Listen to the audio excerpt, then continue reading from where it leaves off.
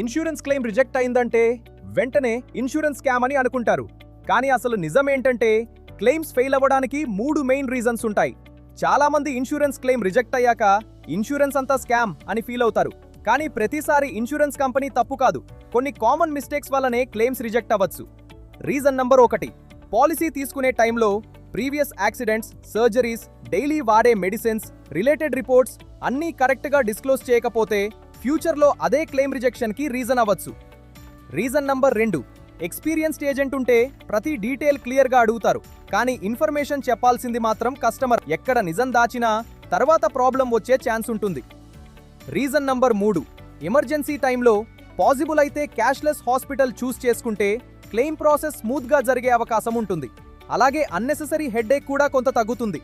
ఒక విషయం గుర్తుపెట్టుకోవాలి, హాస్పిటల్కి వెళ్లే ముందు డాక్టర్ ఎంత ఇంపార్టెంటో కరెక్ట్ ఏజెంట్ కూడా అంతే ఇంపార్టెంట్. ముందే ప్రాపర్ గైడెన్స్ తీసుకుంటే ట్రీట్మెంట్ అయినా క్లెయిమ్ ప్రాసెస్ అయినా చాలా ఈజీగా జరుగుతుంది. కాబట్టి ఇన్సూరెన్స్ని స్కామ్ అని బ్లేమ్ చేయడం ముందు ఈ 3 మిస్టేక్స్ జరిగాయా లేదా అని ఒక్కసారి చెక్ చేసుకోవాలి.